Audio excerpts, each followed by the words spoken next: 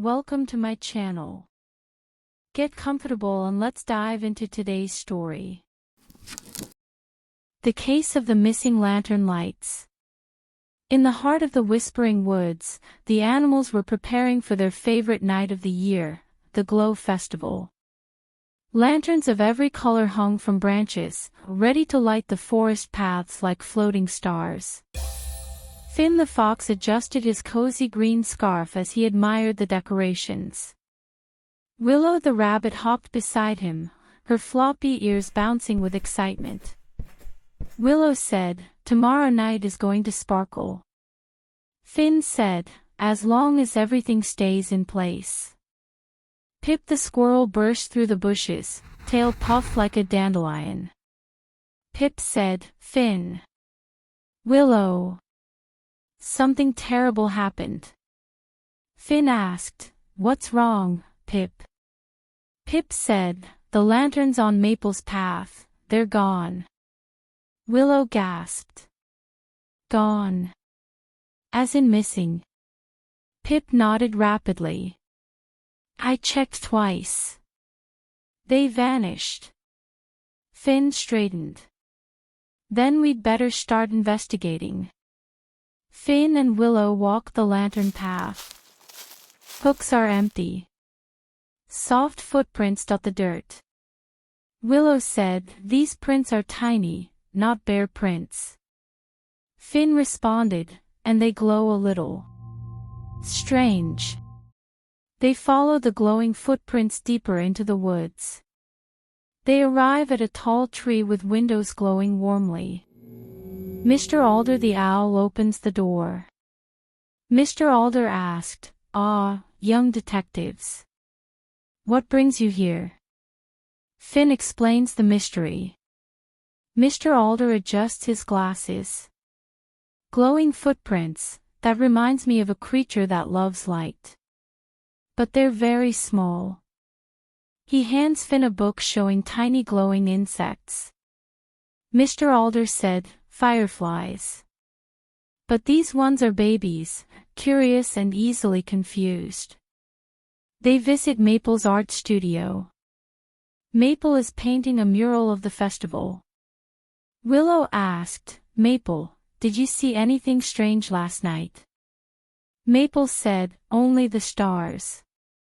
And Pip running around in circles." Finn notices paint smudges on Maple's paws, but no lanterns. Finn said, "Maple didn't take them. The footprints were too small." Maple nods. "But I did hear a soft humming like tiny wings." Following the humming sound, Finn and Willow reach a hidden glade glowing softly. There, floating in the air, are the missing lanterns. And around them, a cluster of baby fireflies, buzzing happily. Willow said, "They thought the lanterns were stars." Finn said, "They didn't mean harm. They're just little." A tiny firefly lands on Finn's nose. Finn kneels. Finn said, "These lanterns belong to the festival. But we can help you make your own lights." The fireflies blink excitedly. Willow gathers small leaves and dewdrops.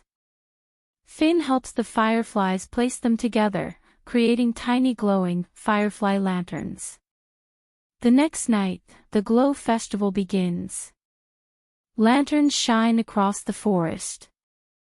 Then, the fireflies arrive, carrying their new tiny lanterns. Everyone cheers. Maple said, "Look at them glow." Mr. Alder said, "A perfect ending to a curious mystery."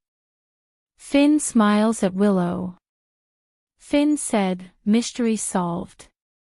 Willow said, "And new friends made." The forest sparkles with warm, gentle light. The Whisper in the Willow Grove. In the quiet heart of Willow Grove, where the trees swayed like sleepy giants and the moss glowed under the moonlight, the animals were preparing for the listening festival. Lark the bluebird fluttered from branch to branch, hanging tiny silver chimes that tinkled in the breeze. Fern the frog practiced his silly jokes on a lily pad. And Thistle the hedgehog rehearsed a poem he had tucked safely into his moss-green scarf. As Thistle stepped beneath the tall willow trees, he suddenly froze. The wind rustled, and then he heard it. A whisper. Soft. Sad. Like a voice trying to speak but fading away. Thistle asked, softly, trying to understand who was calling out, "Hello? Is someone there?" The whisper answered with a trembling sigh, drifting through the branches like a lonely breath. Thistle said, sounding worried, "Someone needs help. I have to tell the others." Thistle hurried to find Lark and Fern. Thistle said, breathless and anxious, "I heard something, a whisper. It sounded like someone trying to talk." Fern asked, raising a skeptical eyebrow, "Are you sure it wasn't just the wind playing tricks?"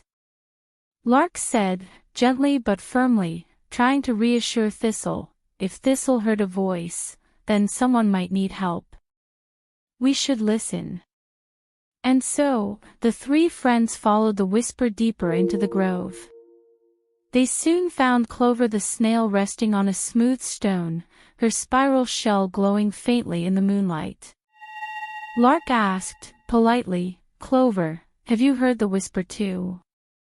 Clover said, slowly and thoughtfully, as if remembering something old, "Yes, and it reminds me of a story. Long ago, a tiny creature of light lived beneath the willow roots. A willow wisp. It sang to the trees, until one day, it lost its voice." Thistle said, softly, trying to piece things together, "Maybe it's still trying to speak, maybe it needs us."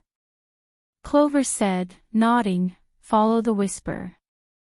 It will show you the way." The friends walked deeper into the grove.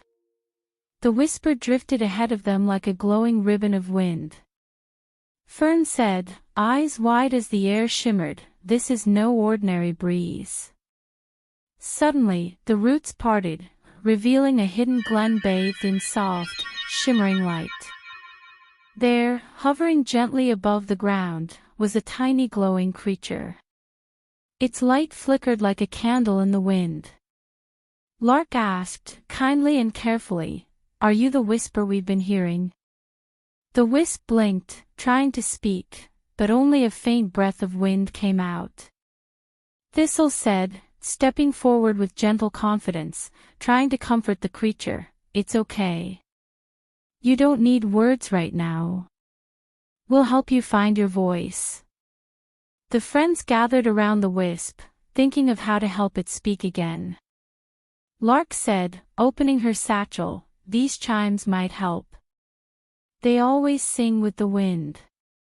Fern said, collecting dewdrops, "And these sound like tiny bells when they fall." Clover said, offering her shell, "My echoes are warm and steady. They can hold the melody." Thistle whispered his poem, letting the words drift like feathers. Together, they wove a gentle melody, a song made of forest sounds, kindness, and belonging. The wisp glowed brighter and brighter, until finally, a soft, beautiful note filled the glen. That night, at the listening festival, the animals gathered beneath the moonlit trees. The willow wisp floated above them, singing its new song, a melody full of hope, warmth, and light. Lark said, smiling proudly, "Every voice matters." Thistle said, softly but confidently, "Even the quiet ones."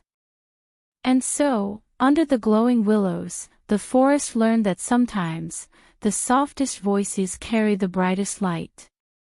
And the whisper in the willow grove was never lonely again.